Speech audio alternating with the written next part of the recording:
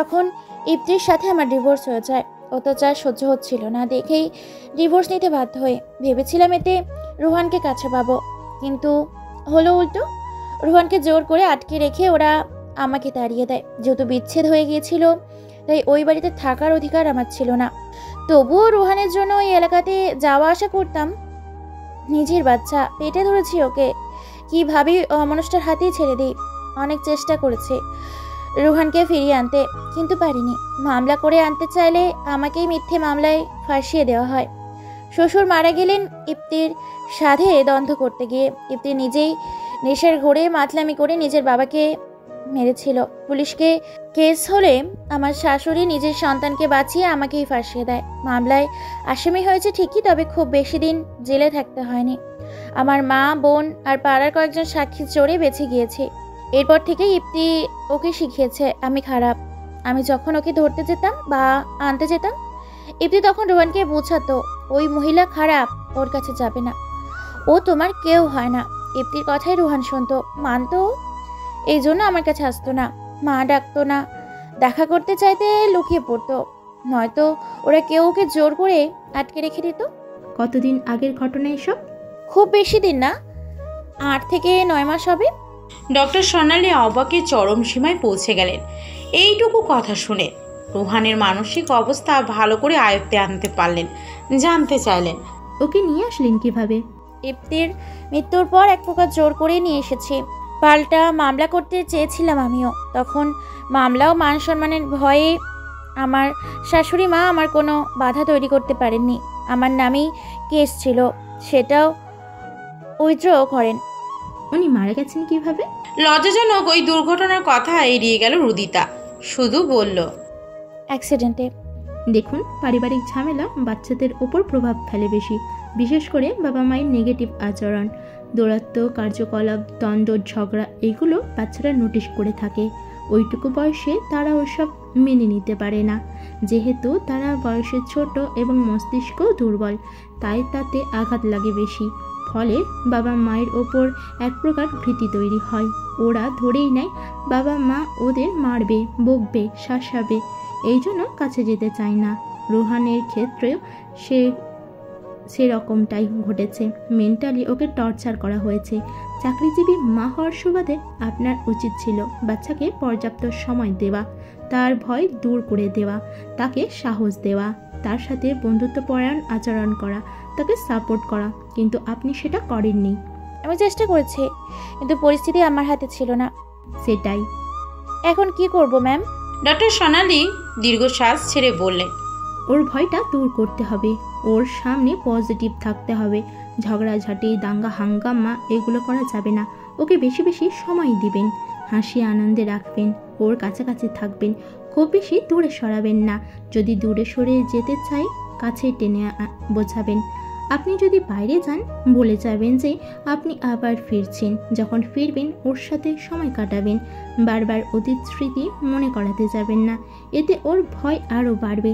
যে কোনো কাজে তাকে সাহস দিবেন, উৎসাহ করবেন, সাপোর্ট করবেন। এরপর তিনি আরও কিছু সাজেশন দিলেন, ওষুধ লিখে দিলেন, বললেন, 15 দিন পর এসে দেখা করবেন। কম বেশি কোনো পরিবর্তন আসে কিনা নোটিশ করবেন। আই থিঙ্ক এটা এখনও সাধারণ পর্যায়ে আছে। আপনারা ভালো করে ওর যত্ন নিন, ঠিক হয়ে যাবে ইনশাআল্লাহ। Thank you ma'am. Doctor Sonali এবার রোহানকে বলল, তোমার মা অনেক ভালো রোহান, মায়ের থেকে দূরে যেও না। একটা মা সন্তানের জন্য অনেক ত্যাগ স্বীকার করে, তুমি কি সেটা জানো? হ্যাঁ, আমার মাম্মাম ভালো। খুব ভালো। যদি ভালো না হতো তুমি অসুস্থ জানাতে তোমাকে দূরে ছড়ে ফেলতো নিশ্চয়। কিন্তু মা কি করেছে? তোমার সুস্থ জীবন দিতে আমার কাছে নিয়ে এসেছে। মা যদি তোমার ক্ষতি চাইতো তবে কি এখানে নিয়ে আসতো? রোহান কিছুটা বুঝলো বোধ হয়, জানতে চাইল, তাহলে বাবা কেন বলতো মাম্মাম খারাপ? কেন মাম্মামকে পুলিশে ধরে নিবে? ডক্টর সোনালী বাচ্চাদেরকে আদর করে বললেন, তুমি ওসব ভুলে যাও। যারা ভালো মানুষ তাদের সাথে বরাবরই অন্যায় হয়ে আসছে। তোমার মাও সেসবের শিকার হয়েছেন। পুলিশ কিন্তু সব সময় খারাপ মানুষকেই শাস্তি দেয় না, ভালো মানুষকেও শাস্তি দেয়, কারণ তখন তারা ন্যায় অন্যায়ের পার্থক্য দেখতে পায় না। যখন দেখে তাদের অনুশোচনা হয়। আচ্ছা, তুমি আমাকে একটা কথা বলো তো। রোহান জিজ্ঞাসা চোখে তাকালে তিনি বললেন, তুমি মায়ের সঙ্গে উপভোগ করো না? আমি খুব ভয় পাই মাম্মামকে। ভয় পাবে কেন? তুমি হচ্ছ মায়ের খুশির কারণ। এখন তুমি যদি হাসি খুশি না থাকো, যদি মনমরা হয়ে থাকো, তাহলে চলবে? মাম্মাম চাই তুমি তার কাছে থাকো সব সময়। তুমি থাকতে চাও না? চাই। তাহলে মিছিমিছি ভয় কেন পাবে? ভয়ের কোনো কারণ নেই। মাম্মাম হচ্ছে তোমার ভরসা, তোমার খুব ভালো বন্ধু। যখন যা কিছুর প্রয়োজন হবে মাম্মামকে জানাবে, দেখবে মাম্মাম তোমার জন্য 2 হাত ভরা আনন্দ সাজিয়ে রেখেছে। ডাক্তার দেখানো শেষে ডায়গনোস্টিক সেন্টার থেকে বেরোবার সময় পিছন থেকে উষাদ দাঁড়াও এরকম একটা আওয়াজ শুনে থেমে গেল উষাদ ও রুদিতা দুজনে। ঘাড় ফিরিয়ে পিছনে তাকিয়ে দেখলো খুব চেনা অথচ অনেক দূরের একজন নারী। তাকে দাঁড়াতে নারীটি এগিয়ে আসলো সামনে, অপরাধীর ন্যায় নতমস্তকে দাঁড়িয়ে রইল। তুমি বোধহয় আমাকে অভিশাপ দিয়েছো উষাদ, তোমার অভিশাপটা ফিরিয়ে নাও প্লিজ। আমি অনেক চেষ্টা করছি মা হওয়ার, কিন্তু ভাগ্য আমার সহায় হচ্ছে না। এমন কথা শুনে ঠোঁট উল্টে হাসি চেপে রাখার চেষ্টা করলো উষাদ। বলল, সরি, আমি কাউকে কোনো অভিশাপ দেইনি। তবে কেন আমার জীবনটা এমন হয়ে গেল বলবে? পাপ করলে পাপের সাজা ভোগ করতে হয়। শত চেয়েও এইটুকু বলতে পারল না উষাদ, শুধু বলল, রিভেঞ্জ অব নেচার, বুঝেন? এটাকেই বলে। 7 দিনের একটা বাচ্চাকে যখন মাতৃত্ব স্নেহ থেকে বঞ্চিত করে টাকা আর প্রাক্তন প্রেমিককে মর্যাদা দিতে পবিত্র সম্পর্কটাকে অস্বীকার করে চলে গিয়েছিলেন, এসব হয়তো তারই ফল। বিপাশা ঠোঁট কামড়ে কেঁদে ফেলল। পাশে তার স্বামী দাঁড়িয়েছিল, তাকে ভরসা দিতে কাঁধে হাত রাখছিল বেচারা। বিপাশা তবুও শান্ত হলো না, অশ্রুসিক্ত চোখে বলল, আমার মেয়েটা কেমন আছে উষাদ? আপনার আবার মেয়ে এলো কোথা থেকে? আকাশ থেকে টপকালো বুঝি? মা শব্দটার ভাবান্তর বোঝেন আপনি? যদি বুঝতেন এত পাপ করতেন না। বিপাশা খেয়াল করলো উষাদ তাকে আপনি আগে সম্বোধন করছে, অথচ সম্পর্কটা তুমিতে ছিল। ছেড়ে চলে গিয়েছিল বলে কত দূরের হয়ে গেছে আজ। সে ভাঙা গলায় বলল, পাপের মাসুল এখন দিচ্ছি উষাদ। ডাক্তার জানিয়েছে আমি আর মা হতে পারবো না। তোমার কোলের ওই ছেলেটা কে? ভীষণ কিউট দেখতে। দুহাত বাড়িয়ে রুহানকে একটু ছুঁয়ে দিতে চাইছিল বিপাশা। উষা চট করে দূরে সরে গেল। মুহূর্তেই রুহানকে ধরিয়ে দিল রুদিতার কোলে। রুদিতা নিশ্চুপে দাঁড়িয়ে ওদের কথা শুনছে, কিছু বলতে পারছে না। উষা তেজি স্বরে বলল, ও আমার সন্তান, একদম ছোবেন না ওকে। আপনার মতো নোংরা মনের মানুষের কোনো অধিকার নেই নিষ্পাপ বাচ্চাদের ছোঁয়ার। বিপাশা মনে ব্যথা পেল। ভালো মতো রুদিতা ও রুহানকে দেখলো, খুব রাগ হলো তার, কষ্ট হলো। রেগে মেগে বলল, এই মেয়ে, তুমি একটু দূরে যাও তো, উষাদের সাথে আমার জরুরি কথা আছে। বুকের কাছে রুহানকে আগলে ধরল রুদিতা। উষাদ যে বিপাশার সামনে খুবই বিরক্ত ও বিব্রত বোধ করছে সেটা তার চেহারা দেখে বুঝে নিল।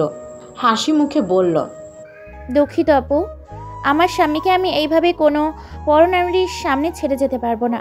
কি বললে তুমি? যা বললাম শুনতে পেয়েছেন? আমার বলতে ইচ্ছে করছে না, এক কথা 2 বার বলতে ভালো লাগে না আমার। বিপাশা এবার ভয়ানক পর্যায়ে রাগ ফুটিয়ে তুলল চেহারায়, বলল, উষাদ, তুমি মুভ অন করেছো? আপনি কি ভেবেছেন আপনি চলে গেলে আমি হাত পা ছড়িয়ে কাঁদবো, জীবন এগিয়ে নিতে পারবো না? ভুল ভেবেছেন। আমি কোনো ভুল মানুষের জন্য নিজের জীবনটাকে তুচ্ছ ভাবতে পারিনি, কোনোদিন পারবো না। বিয়ে বাচ্চা, তুমি আমার মেয়েকে সৎ মা এনে দিয়েছো। তুমি কি জানো না সৎ মা কখনো আপন মা হতে পারে না? খবরদার, আমার স্ত্রী সন্তানকে নিয়ে একটা বাজে কথা বলবেন না। এই কে আপনি? এত কৈফিয়ত আমি আপনাকে কেন দেব? তুমি এত পাল্টে গিয়েছো উষাদ। আমার বাচ্চাটা? আবারও ওই মুখ দিয়ে আমার বাচ্চা করলে আপনার মুখ আমি টেনে ছেড়ে ফেলবো। ওমা শুধু আমার মেয়ে, আমাদের মেয়ে, আমারও রাহার সন্তান। ওমার জীবনে কোনো বিশ্বাসঘাতকের ছোঁয়া নেই, পড়তেও দেব না আমি। নিজের এই হারটা কোনোভাবেই মেনে নিতে পারছে না বিপাশা। তার সংসার, তার সন্তান এখন অন্য একজনের দখলে, আর সে বিশ্বাসঘাতক। জ্বলন্ত চোখ দিয়ে সবাইকে গিলে ফেলতে চাইল সে, পারল না। তার আগেই উষাদ খুব শক্ত করে রুদিতার হাতটা নিজের হাতের মুঠোয় নিয়ে বলল, এসো, দেরি হয়ে যাচ্ছে, রোহানের ওষুধ কিনে ফিরতে হবে। রুদিতা ঘাড় ফিরিয়ে পিছনে তাকিয়ে আবারও দুটো হাতের দিকে তাকালো। জীবন তাকে কোনো দিন সুখী হতে দিবে না বোধ হয়। ভয়ে শরীর হিম হয়ে যেতে লাগলো তার। তড়িঘড়ি পা ফেলে ডায়নগলিস্ট সেন্টারের বাইরে চলে আসলো দুজনে। হাতের মুঠোয় আগলে রাখা রুদিতার হাতের দিকে তাকিয়ে আঙ্গুলের ভাঁজে আঙ্গুল আটকে ভরসা দিয়ে বলল, এই তুমি ভয় পাচ্ছ কেন? প্লিজ ভয় পেও না, ও শুধু অতীত, আর কিছু না। আর কেউ আসবে না আমাদের মাঝখানে, প্লিজ বিশ্বাস করো। প্রয়োজনীয় ওষুধ কেনা শেষে একটা উবার ডেকে নিল উষাদ। এখান থেকে বাড়িটা অনেক দূরে, যেতে প্রায় 45 মিনিট লাগবে। এরপর আবার উমামাকে নিয়ে ফিরতে হবে তাকে। রাত অলরেডি 9টার উপরে বেজে গেছে, আর দেরি করা চলে না। সে মা ও ছেলেকে গাড়িতে বসিয়ে বলল, রোহান কি খাবে বলো, বাবাই কিনে দেই। আজ যেহেতু রাত বেশি হয়ে গেছে, তাই কোনো ঘোরাঘুরি হবে না। তবে আর তোমাদের এক্সামের পর থেকে টানা 3 দিন আমরা ঘুরবো ফিরবো, মজা করব, হবে না? এখন বলো, পছন্দের খাবার কি, কি খেতে চাও? বিপাশার আচরণ ও কথাবার্তা ধরন দেখে রুদিতার বুকের কাছে সেটে গিয়েছিল রুহান। কখনো এভাবে মাকে জড়িয়ে ধরে না সে, এত কাছে আসে না। অথচ আজ সামান্য ভয় তাকে মায়ের অনেক কাছাকাছি নিয়ে এসেছিল। এখনও সে রুদিতার বুকের মাঝে লেপ্টে আছে, ভয় কাটিয়ে উঠতে পারছে না। রুদিতার ছেলের মাথায় চুমু খেলো, বলল, ভয় পায় না সোনা, মাম্মা মাছি তো। রুহান খানিকটা নড়ে চড়ে উঠল। তার চুপচাপ আচরণ দেখে উষাদ বলল, কি হলো, কিছু খেতে ইচ্ছে করছে না? মন খারাপ? রুহান মাথা নেড়ে না বলল। উষাদ বলল, তবে কি খেতে চাও বলছো না কেন? কিছু খাবো না। রুহানের স্বরে স্পষ্ট অভিমান মিশানো ছিল। উষাদ তার টের পেয়ে হেসে ফেলল, হাত বাড়িয়ে বলল, এসো, আজ আমরা আইসক্রিম খাবো। কারোর নিষেধাজ্ঞা শুনবো না, কেউ বকলে পাত্তাও দেব না। আমাদের কি পছন্দ অপছন্দ থাকতে নেই নাকি? কেউ রাগ দেখালে আমরা ভয়ে চুপসে যাব কেন? জলদি এসো, কাউকে ভয় পেতে হবে না। রুহান একবার রুদিতার দিকে তাকালো, কাচুমাচু ভাবভঙ্গিতে বলল, মাম্মাম বকবে তো? বকলে আমিও তোমার মামামকে বকে দেবো, কাটাকাটি হয়ে যাবে। তুমি বকতে পারবে? কেন পারবো না? আমি কি বকা দিতে জানি না নাকি? খুব জানি। ট্রেলার দেখাবো? রুহান কিছু বলতে পারল না। আইসক্রিমের লোভে উষাদের কোলে চলে এলো। তার শার্টের বোতাম ও কলার ধরে খেলতে শুরু করলো। রুদিতা শুধু চোখ পাকিয়ে তাকলো উষাদের দিকে। উষাদ ভ্রু নাড়িয়ে বলল, ওভাবে তাকাচ্ছ কেন? তুমি আইসক্রিম খাবে? কোন ফ্লেভারটা পছন্দ বলো, নিয়ে আসবো। রুদিতা চিবিয়ে চিবিয়ে বলল, আমি আপনার মাথা খাবো, দিবেন? ছি ছি, মানুষের মাথা আবার মানুষ খায় নাকি? 100 বার খায়, আর কেউ না খেলেও আমি খাই। আসেন দেখাই কিভাবে মানুষের মাথা খেতে হয়। ওসব তো রাক্ষস করিদের কাজ। তুমি কি ওদের দলে নাম লিখিয়েছ? যা বাবা, টেরি তো পেলাম না। কবে হলো এসব? হ্যাঁ আপনি একটা বদলোক, এইরকম একটা সিচুয়েশনে কিভাবে হাসতে পারেন? মেজাজটা গরম হয়ে যাচ্ছে আমার। রুদিতা এই ভয় মিশ্রিত কণ্ঠস্বরে বুঝিয়ে দিল সম্পর্ক নিয়ে একটু একটু করে পজিটিভ ভাবনাকে মনে ঠাঁই দিচ্ছে মেয়েটা। আনন্দে মনের মণিকোঠায় লুকিয়ে থাকা হৃৎপিণ্ডটা গতি বাড়িয়ে দিল। ধুকপুক ধুকপুক আবার তুলে অনুভূতির সীমা পরিসীমা বুঝিয়ে দিল। উষাদ নিঃশব্দে হেসে বলল, আইসক্রিম খেলে মেজাজ ঠান্ডা হয়ে যাবে। আইসক্রিমের মধ্যে পেয়েছেন কি আপনি? এক গাদা বরফ খেয়ে কি শান্তি? সামান্য একটু ফ্লেভার মিশিয়ে দিলেই ওটা স্বাস্থ্যের জন্য উপকারী হয়ে যায় না? মহা মুশকিল তো। তোমার সমস্যা তুমি খেও না, আমরা বাপ বেটা খাবো। একদম মিস করব না। মেজাজ ঠান্ডা রাখতে, সতেজ ও ফুরফুরে রাখতে আইসক্রিম চমৎকার পস্তা হিসেবে কাজ করবে। তুমি থাকো তোমার গরম মেজাজ নিয়ে, আমরা ওতে বাধা হব না। রুদিতা রীতিমতো অবাক চোখে উষাদের কাণ্ড দেখল। তাকে বসিয়ে বাবা ছেলে মিলে একটা ফুড কর্নারে ঢুকে আইসক্রিম কেনায় মনোযোগ দিল। উষাদ মা ও মেয়ের জন্য স্ট্রবেরি ফ্লেভারের 2টো এক্সট্রা আইসক্রিম নিল। সেগুলোকে আলাদা প্যাকিং করতে বলে আরও কিছু স্ন্যাক্স কিনে তারপর বের হলো। রুহান বেশ উৎফুল্ল মেজাজে আইসক্রিম খাচ্ছে। তার ঠোঁটের কোণে ছড়িয়ে পড়েছে হাসি। সেই হাসিটা মন ছুঁয়ে গেল রুদিতার। কাছে আসতেই ছেলেকে বলল, তুমি কি একা একা খাচ্ছ? বোনের জন্য আইসক্রিম নিবে না? নিয়েছি তো, তোমার জন্য নিয়েছি। বাবাইয়ের হাতে আছে, দেখো। চোখ ছোট করে ছেলে ও তার বাবাইকে দেখল রুদিতা। রুহান এত সহজেই বাবাই ডাকছে? উষাদ বোধহয় চমকেছে এতে। তার চোখে মুখে বিস্ময় দেখা যাচ্ছে। সব বিস্ময়কে পাশ কাটিয়ে বলল, কি কি বললে তুমি? রুহান ঠোঁট উল্টালো। বলেছে তো অনেক কথা, এর মধ্যে কোনটা জানতে চাইছে তার বাবাই? সে বুঝলো না পুরো কথা, বলল, তুমি আইসক্রিম খাচ্ছ না কেন বাবাই? আমার তো আইসক্রিম পছন্দ না। একটু আগে না বললে আমরা দুজনে আইসক্রিম খাবো? ওটা তো এমনি বলেছি। রোহান আইসক্রিম খেতে চাইলো এজন্য। মাম্মামকে আইসক্রিম পছন্দ করে না, তুমি যে কিনলে মাম্মাম না খেলি আমি আর সোনমা মিলে সবটুকু খেয়ে ফেলবো। সেটাই করো, তবে আমার মনে হচ্ছে তোমার মাম্মাম এই আইসক্রিম খাবে। সত্যি খাবে? উষাদ এক পলক রুদিতাকে দেখল। মেয়েটার চোখে স্পষ্ট রাগ, বিরক্তি আর মেজাজ তো একদম চড়ে আছে।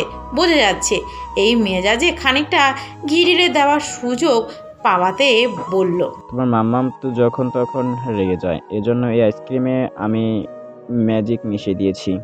ম্যাজিক? তুমি ম্যাজিক জানো বাবাই? খুব জানি। ওখানে এমন এক ম্যাজিক মেশানো আছে যে ম্যাজিক তোমার মাম্মামের মেজাজ মুহূর্তেই ঠান্ডা করে দিবে। আমাকে দেখাবে ম্যাজিক? কোথায় রেখেছো? সেটা তো দেখা যায় না বাবা, শুধু অনুভব করা যায়। আর এই ম্যাজিক শুধু তোমার মাম্মা আমি অনুভব করতে পারবে। যখন এই ম্যাজিকের ক্ষমতা অনুভব করতে পারবে তখন তার মেজাজ এমনিতে ঠান্ডা হয়ে যাবে আর সে খুব সহজে আইসক্রিমটা খেয়ে নেবে। সত্যি? একদম। এখন চলো আমরা যাই, দেরি হয়ে যাচ্ছে না? রুহান বুঝতেই পারল না পুরো কথাটা, শুধু ঘাড় নাড়ল। সে শুধু ম্যাজিক শব্দটাই বুঝলো। রূপকথার গল্পে এমন ম্যাজিক দেখা যায়, সেও দেখেছে, তবে অনুভব কিভাবে করতে হয় এটা জানে না। শুধু জানে ম্যাজিকের মাধ্যমে অনেক কিছু পাল্টে যায়। সে উষাদের কথায় সম্মতি জানিয়ে গাড়িতে উঠল। রুদিতার কোল চেপে বসে বলল, বাবাই ম্যাজিক জানি, তুমি কি ম্যাজিক জানো মাম্মাম? আমাকে শেখাবে কিভাবে ম্যাজিক করতে হয়? রুদিতার বিরক্তি ভরা কণ্ঠে উষাদকে বলল, এখন বোঝান ওকে এই ম্যাজিকের অর্থ। যত সব ঢং, সব জায়গায় কেন ফাজলামি করতে হবে? বাচ্চাদের মন যা দেখবে তাই তো শিখবে। মুখের লাগাম টানা উচিত না। উষাদ শুনল, হাসলো, বলল, ভুলে যাচ্ছে কেন? ডাক্তার কিন্তু ওর সামনে পজিটিভ থাকতে বলেছে। সবসময় যদি অ্যাটম বোমার মতো ব্লাস্ট হতে থাকো, রোহান সুস্থ হবে? রুদিতা স্বাভাবিক হলো। ছেলের সুস্থতার জন্য সব করতে পারবে। রাগারাগি, ঝগড়াঝাটি, চিৎকার চেঁচামেচি সব কমিয়ে দেবে। শুধু একবার ছেলে সুস্থ হোক, মায়ের কোলে নির্ভয়ে ফিরুক, সেটুকুতেই সে সন্তুষ্ট হয়ে যাবে। বাচ্চার কথা ভেবেই বিড়বিড়িয়ে উচ্চারণ করলো, সরি, এরপর থেকে সচেতন থাকবো। উমামা খুব ভাব জমিয়েছে পিকলু ও মৌমির সাথে। পুরো সন্ধ্যাতে তিনজন মিলে ছুটোছুটি করেছে, হইচই করেছে, পড়াশুনোও করেছে। তিনজনকে একসাথে গাইড করছে রুহামা। আতিকা জাহানও নাতি নাতনিদের সাথে মিলেমিশে গল্প করছেন, তাদের সময় দিয়েছেন। খেলাধুলা শেষে তিনজনকে একসাথে বসিয়ে রাতের খাবার খাইয়ে দিল রুহামা। খেয়াল করলো উমামার চোখ দুটো ডুলুডুলু হয়ে আসছে, একাধারে চোখে আঙ্গুল ঘষছে সে। খাবার শেষ করে তাকে নিয়ে নিজের রুমে এলো। বিছানায় শুইয়ে দিতেই উমামা বলল, মাম্মাম আসছে না কেন সোনামা? হসপিটালে তো, একটু দেরি হবে, হয়তো আর কিছুক্ষণের মধ্যে চলে আসবে। ভাইয়ের কি হয়েছে? রুহামা তার মাথায় হাত বুলিয়ে দিয়ে বলল, তেমন কিছু না, সামান্য অসুখ, সেরে যাবে। উমামা চোখ বন্ধ করে ঘুমানোর চেষ্টা করলো, কিন্তু ঘুম আসছে না তার। এদিক ওদিক করতে করতে বলল, কয়টা বাজে সোনামা? রুহামা মোবাইলের স্ক্যানে আলো জেলে সময় দেখে নিয়ে বলল, 9:50। এখন যদি না ঘুমাও সকালে কিন্তু উঠতে পারবে না। তুমি না গুড গার্ল? হ্যাঁ, আমি গুড গার্ল। গুড গার্লরা কি অলস হয়? গুড গার্লরা কি হয়? বুদ্ধিমতী হয়, জ্ঞানী হয়। তাই? হ্যাঁ। মাম্মামও বলেছিল early to bed and early to rise. আমি এক্ষুনি ঘুমাচ্ছি, পাপাই আসলে বলো। আজ আমি এখানে থাকবো তোমার কাছে। ঠিক আছে, বলবো। এখন চোখ বন্ধ করো, আমি একটা গল্প বলি। উমামার চোখে ঘুম নেমে আসতে বেশি সময় লাগলো না। উষাদ ফিরে দেখলো মেয়ে গভীর ঘুমে ডুবে আছে। ঘুমন্ত মেয়েটাকে পুনরায় জাগিয়ে এত রাতে বাড়ি নিয়ে যাওয়াটা ঝামেলা, কিন্তু এখানে রেখে গেলে নিজেও পুরো রাত ঘুমাতে পারবে না। কি করবে কিছুই বুঝতে পারছিল না সে। আবার এত রাতে মেয়ে জামাইকে না খাইয়ে ছাড়তে নারাজ আতিকা জাহান নিজেও।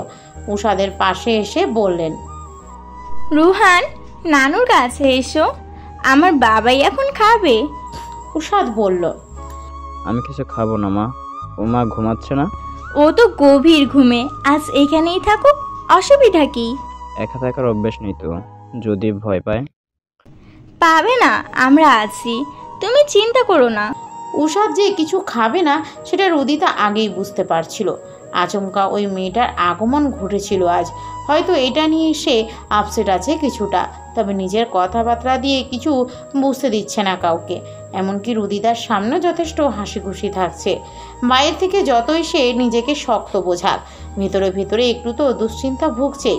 শত হলো প্রাক্তন স্ত্রী, বাচ্চার মা, সব কিছু কি স্বাভাবিকভাবে গ্রহণ করা যায়? রুদিতা শুধু এক কাপ কফি তৈরি করে উষাদের সামনে এনে রাখলো, বলল। মেয়েকে আমার কাছে রেখে যেতে ভয় পাচ্ছেন? ভাবছেন সৎ মা হয়তো খেয়াল রাখবে না? তুমি ভুল ভাবছ রাহা, সেরকম কিছুই না। আতিকা জাহান চলে গেলেন। মেয়ে ও মেয়ে জামাইয়ের কথার মাঝখানে তার দাঁড়িয়ে থাকা কিংবা বসে থাকা দুটোই বেমানান। তিনি চলে যাওয়ার পর রুদিতা বলল। আপনি আমাকে তুমি করে বলছেন? বুঝতে পারছো কোথায় জায়গা দিয়েছি তোমায়, তাও মাত্র কয়েকটা দিনে। তাড়াহুড়ো হয়ে গেল না? একদম নয়। আমি স্বাভাবিকভাবেই সম্পর্কটাকে পজিটিভ ভাবনাকে মনে ঠাই দিচ্ছি। তবে ভয় পাচ্ছেন কেন? কিসের ভয়? বুঝতে না পেরে প্রশ্ন করলো উষাদ। রুদিতা বলল। মেয়েকে রেখে যাচ্ছেন না? বিশ্বাস নেই? সেরকম কিছুই নয় রাহা, আমি তোমাকে বিশ্বাস করি, তবে প্রথমে একটু ভুল ধারণা ছিল মনে, এখন আর সেটাও নেই। তাহলে? আমি ওকে ছাড়া থাকতে পারি না। সেই ছোটটি থেকেও আমার কোলের কাছে মানুষ, আমাকে জড়িয়ে ধরে ঘুমায়। আজ হঠাৎ রাতে ঘুম আসবে না, এজন্য। আচ্ছা দেখি জায়গাতে পারি কিনা। উমাকে ডাকতে চাইল রুদিতা। উষাদ তাকে থামিয়ে দিয়ে বলল। আরে ওকে জাগাতে হবে না এখন।